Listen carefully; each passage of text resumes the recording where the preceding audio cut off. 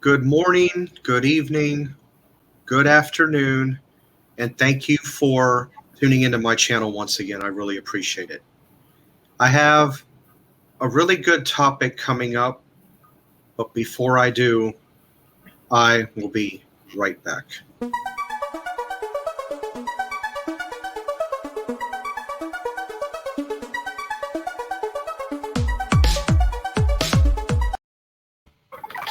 And we're back. The subject matter of today is ways to manage groceries on a low income budget, whether or not you have an EBT card.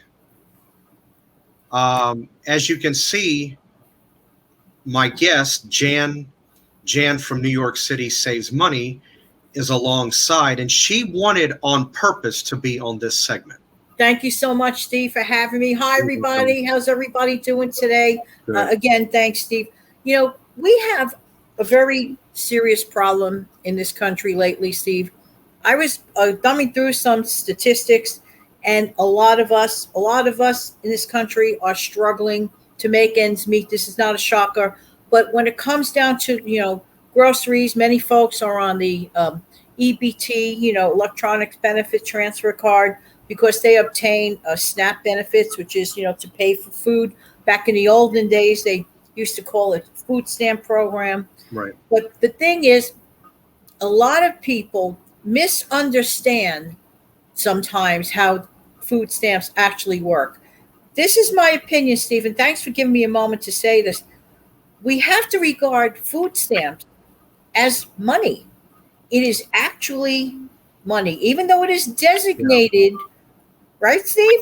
Even though it is designated for food, that is also part of a person's total income, and to take those numbers seriously. Now, Steve, the question begs, what are the best ways for a person on a SNAP benefit?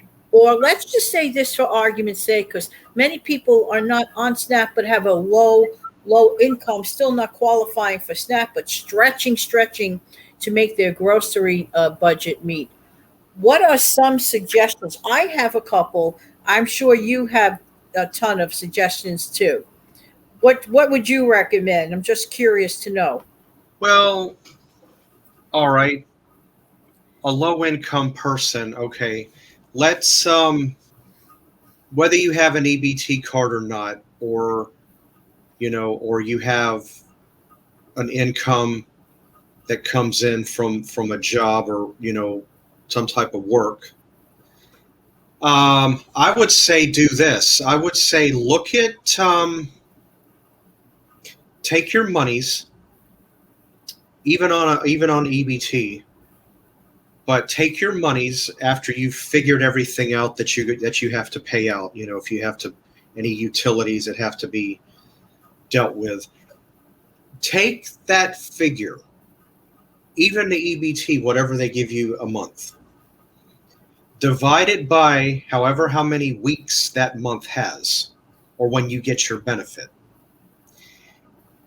And whatever that number is, try to not spend no more than that amount per week. That's one way.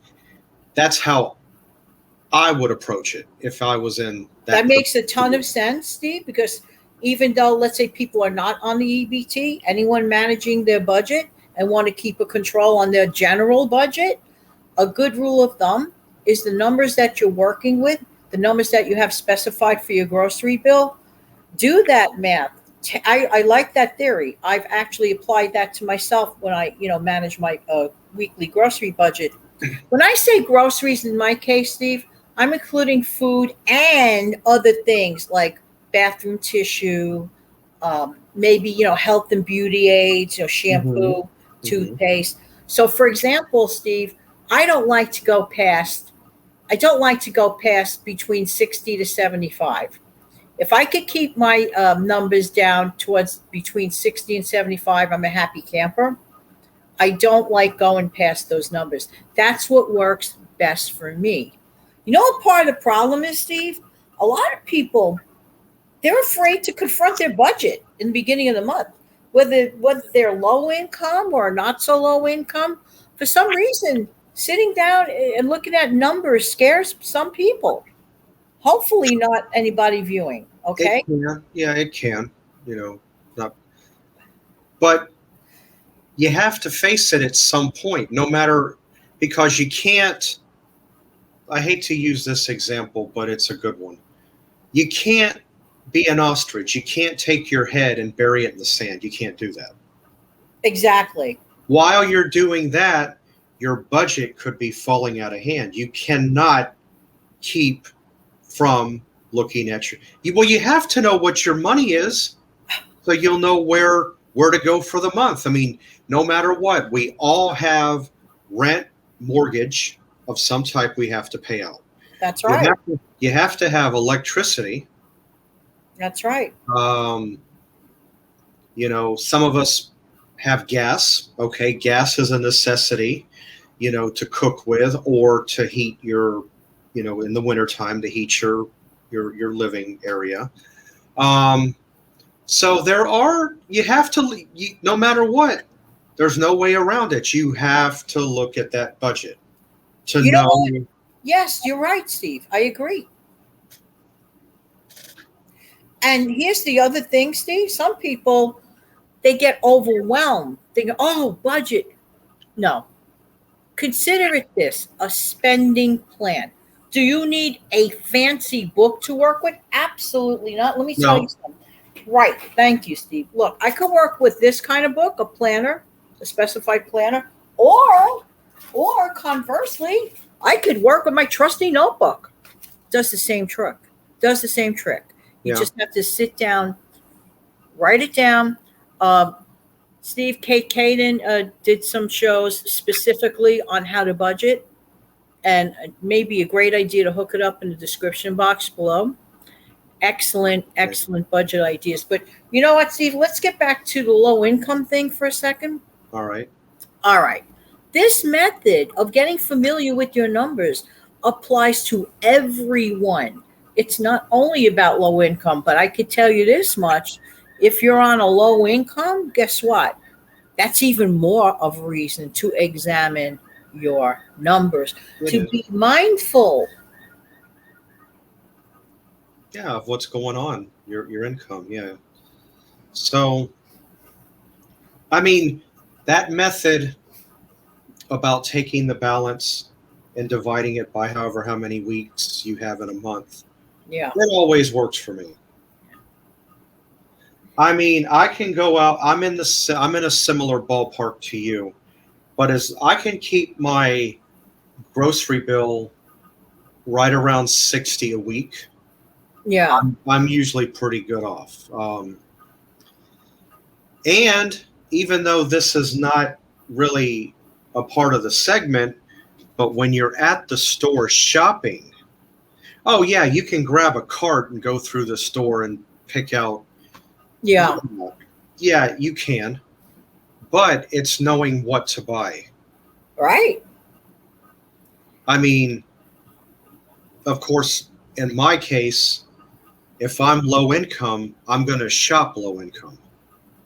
You're going to work the best thing that you could do. I have a specific tip, Steve, for anybody using that is low income or slash maybe using a SNAP benefit card. Do not buy a ton of fresh produce. Fresh produce has a tendency to turn into food waste, which we all hate. But this is real life, and sometimes that happens. Sometimes you buy an article that you think has a longer shelf life, and you turn it around, and it's like really bad. So the best thing to do is get for the first 2 weeks of the month, get some fresh produce, but ones that last the longest. I'll give you suggestions: celery, carrots, potatoes. Stay away from those like those bags. You know those bags that have the chopped the salad mix in it. To me, I don't know if it's me, but to me that kind of stuff goes bad pretty fast. It Okay, can. Hmm. so definitely second half of the month, as I so lovingly call the skinny chicken time of the month. You know that, Steve, right? if we're in the skinny chicken time of the month, be sure to have use of your canned stuff. Maybe you don't even have to go grocery shopping. Shop your pantry. Because if you have a bunch of canned stuff in there and you could live off of that for the following 2 weeks, you just did great. You just did a great Yeah, thing. you did. You did. So the thing is, there are ways and there are ways. It's just like you have to want to do it, but you have to confront your budget. That's it. Definitely look at your pantry, shop your pantry, your stockpile, whatever you want to call it. And 9 times out of 10, you probably have it. And then you don't, if you can piece together 3 things from your, Very true. then you've created, your, yeah, you've created your meals. And if you can live off of it and stretch it a couple of weeks, even a week and a half is still good. Yeah. Um, You know something, Steve? Recently, I uploaded a video that it ended up being a 2 ingredient video. You know what it was? 1 can of prepared classic lentil soup from Progresso, and all you do is add in 1 cup of cooked rice. The lentil soup has everything in it. uh-huh. All you're adding is a little rice to fortify it and to fill up and to spread. How inexpensive and healthy is that? It's a complete protein, too. Hmm. So there are ways and there are ways. You don't like lentil soup? Get another can of soup you do like. Maybe add pasta. Maybe add something else, extra vegetables or some leftover meat. Just Yeah. like to plan. Yeah, lentils is a good one. That's a very good source of protein. Also very good for you. You know, right. I mean, if you and the thing of it is, I'll have to try your rice trick in that I've never done that, but I know it would be good. But Deliciosa. but you can take sometimes you can take 3 different canned goods and create one thing. Pantry shopping, pantry shopping. This is the reason why, and there are other videos on this platform, Steve, teaching people how to start a stockpile just on $5 a grocery haul, whereby which, and I'll recommend the Lynn Wilson channel for that, whereby which a person, every time they go to the grocery store, spends an additional $5 just on stuff to stock up in their pantry. Canned goods are the best, in my opinion, to put away. That way, should a rainy day come, you don't have to worry about it. It's there. Hmm. And when you go and shop and buy groceries, you can compare name brand versus store brand. If you see little to no difference, and there's about a 40 or 50 cent difference between store, like Del Monte canned goods. Yeah. In my neighborhood around here, Del Monte usually runs about 99 cent a can, 95. But you go and buy the store brand, whether it's great value at Walmart or Right. wherever you go, 50 cent a can. I'll take it. And you know, And and some people like think, oh, well, that's minor. No, it's not minor because let's say we did Steve's method and then we found another situation that saved 40 cents, another one. Before you know it, there's $5, $6 saved. When you're scratching and clawing towards the end of the month, don't tell me it's not a good idea to have that $5 or $6 extra yes, hanging it out is. in your wallet. It Yeah, certainly is. Well, anyway, I just wanted to mention this. I want to thank you for having me on your show to do that. sure. Yeah, I'm glad. I'm glad I just happened to inadvertently blurt it out, which I didn't really blurt it out, but in the course of us talking. And then you heard me mention that, and then you said, can I Yeah. kindly come on? I thought, yeah, well, why not? I mean, the people out there love our click. So I figured, why not? You come aboard. We talk Thank about you. it. You know what it is, Steve? I'm on this mission. I feel that we live in the greatest place in the world, but I still see people struggling. I still hear people struggling. You see them on the streets, especially in the city. This is not acceptable. This Mm-mm. is why I'm on this mission all the time, asking for help to people to donate to the local food banks and food pantries. But there are people who, in their heart, would love to donate to those places, but they're struggling on their own. So that's why these little methods are very, very helpful. They are. They're And very. every chance you can get, find a way to save for that tougher time of the month. I always refer to the second half. Maybe your tougher time is in the beginning of the month, right, Steve? Everybody's life is different. Everybody's different. I mean, it all depends on. It all depends on.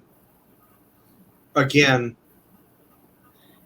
like for example, if you if you get a certain amount of money each month,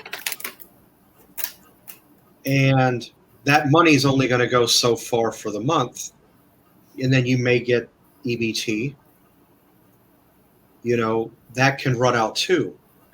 So toward like this time of the month, the 18th of the month, yes, a lot of people are going to stop and think, I got to eat. I don't have a lot of money, but how am I going to put together a little bit of Right, a meal?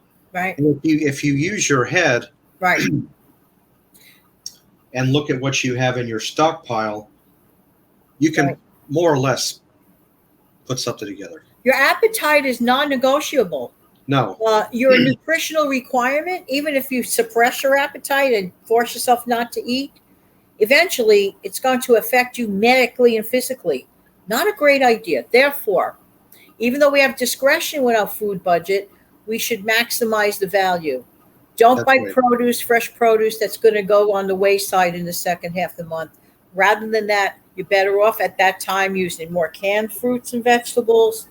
Or if you do buy fresh produce, things like carrots, apples, Right. celery, not stuff that goes bad in a New York heartbeat. No, you don't want to buy any type of leafy greens because those will wilt on you. Exactly. And I don't know about you, Steve, has this happened to you? Strawberries, fresh strawberries seem to go bad in a hurry. They can. And they're not cheap either, at least not by me. No, no strawberries. You have a certain period Right. where they'll ripen, and you got to. They'll turn a certain shade of red. Yes.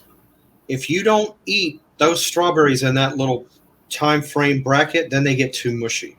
Too mushy, and then they start growing hair on them. Then you're really in deep, deep, deep trouble with that. Yeah, then You you can't. can buy, which is always more effective. This is a suggestion for anybody on a low income trying to stretch their grocery budget. Frozen strawberries, use them as you need it. Take them out of the bag in the freezer, what you need. Throw them in the blender. Put the bag back in the freezer. Right. Zero food waste. That's probably a better way to go, Yeah. because a They make frozen great smoothies too, Steve. a frozen strawberry isn't really going to spoil because you got it in the refrigerator or in the freezer. Exactly. Yeah. Well, again, I'm glad we had this, few Well, minutes. thanks for having me. I just Yeah. felt the need to mention this to our viewers because I'm glad. I'm I glad. care about them. I didn't know you do too. Yeah, I'm glad. Of course, but I'm glad, that you, by me, fly by night saying what I said. You said, "Oh, Yeah. can I come aboard?" And I said, "Yeah." Yes. Which, Thank you so much. yeah. So I just want to say thank you, everybody, for tuning in, and we will see you next time. If you like what you see, please feel free to subscribe to my channel. My channel name is just as you see it here. Also, if you're not a subscriber, please check out Jan's channel, just as you see it written there. Jan from New Thank York you. City Saves Money. You're welcome. And if you like what you see, by all means, please feel free to subscribe. And I really appreciate it. And I will see you next time. Thank you, everybody. Bye. Bye.